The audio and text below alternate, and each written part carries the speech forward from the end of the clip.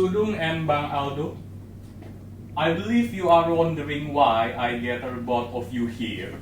Not really. You already informed us from the WhatsApp group. I know, but I'm trying to make this final assignment fun, so...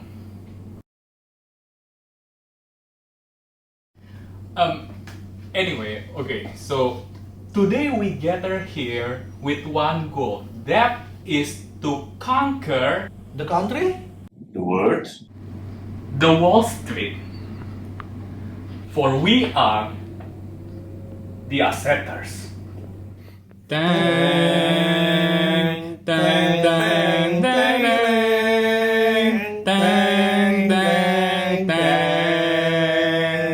If you say so, how can we conquer the Wall Street exactly? By using this.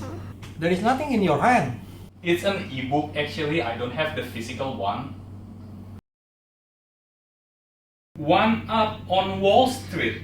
It will surely to take a while to read 100 of pages. Don't worry, we'll split it into 3 parts.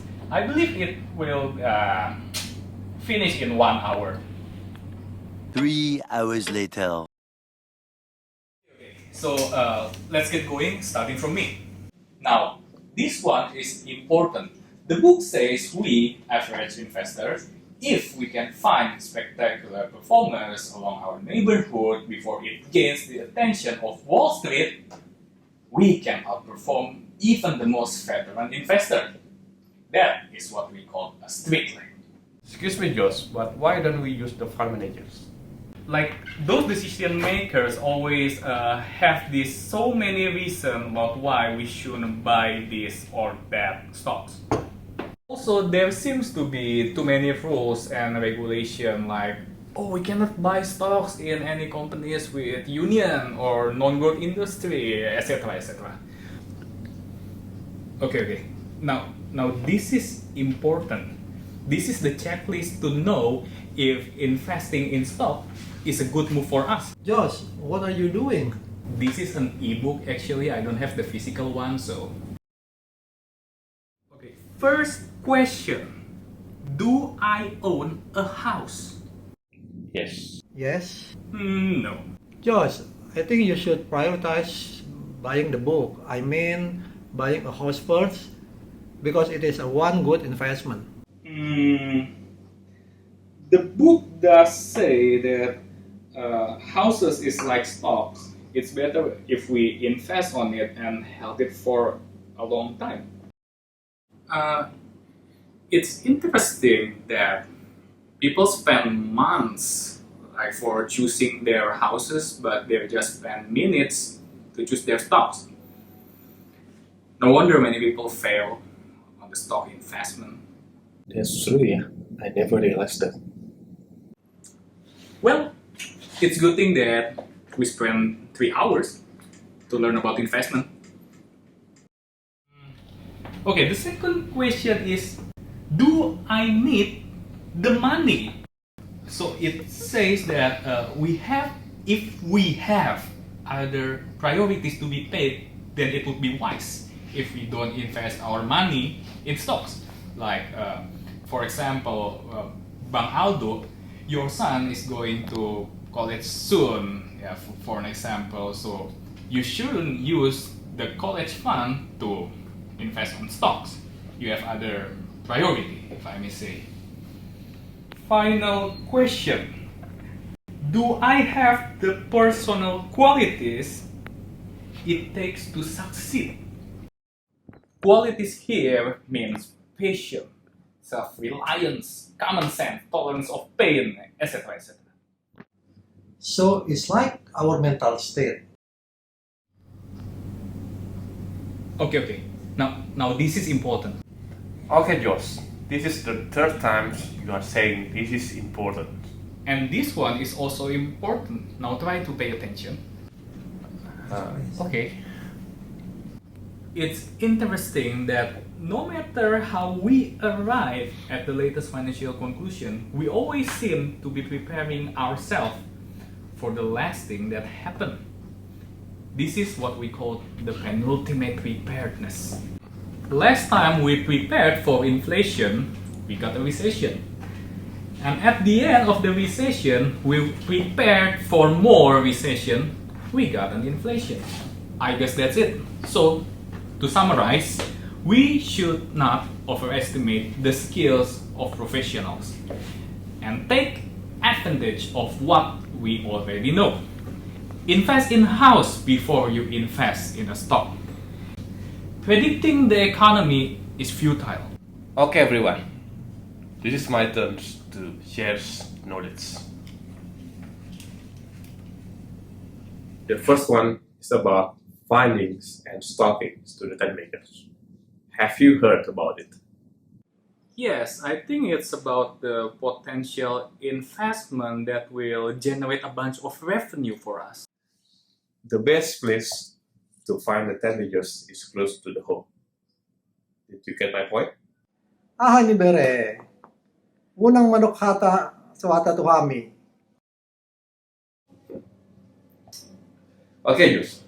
It's about finding company that you use the products regularly. Like oil, manufacture, or maybe tire? You are correct. But you don't need to know the very detail all about it. There is many others you have to find. The second one is you are familiar or well known about the industry. For you, Aldo, you are working with manufacturers. Doesn't mean you have to know about the financial information about your industry. The next step is to find the company that you are really interested and capable of. Never ever invest to company that you doesn't understand about the industry. But at the first time, you're saying we don't need detailed information. Yes, at the first times I told you guys not to find out the detailed information. But after you find out the company or industry that you might be invest your money into that one, you have to know the details. Oh, you got me on that one. My mistake. That's okay, Josh. It's okay to make a mistake in my class. And here is my tips to finding the hottest topics. First, they are most favorable publicity and succumbing to the social pressures. Second, beware of the next somethings. Third, avoid diversifications. 4. Beware for the whisper stop. The 5, or the last one, beware of the exciting name. We have the whole point, yeah? Yeah, we got like the whole point. Very good. Now, allow me to share. We need to understand that our portfolio might change as we get older. Interestingly, most people automatically sell the winner stock then go up and hold on to their loser stock that go down, which is like pulling out the flower and watering the weeds. I will mention something that probably will sound familiar. If it is gone down this much already, it can go much lower. Never heard that one. If it is gone this high already, how can it is possible go higher? I often hear that. Never heard that one. It is only $3 share. What can I lose? Hear that? Never heard that one. Etc., etc., and many more. I often hear that. Anyway, these are some examples for silliest thing people says according to Peter Lynch. There is some wise word from Lynch. Just because a company is doing poorly doesn't mean it can do worse. Just because the price goes up doesn't mean you are right. Just because the price goes down doesn't mean you are wrong. Buying a company with mediocre prospect just because the stock is cheap is a losing technique. Selling an outstanding fresh grower because its stock seems slightly overpriced is a losing technique. Companies don't grow for no reason, nor do fast growers stay that way forever. Don't become so attached to a winner that complacency sets in and you stop monitoring the story. And that's all from me. And that's wrap up. Good work, Exeters. Now, let's take a short break. That's a good idea. Let's go. Sure. Maybe we can find some interesting food company to be invested in.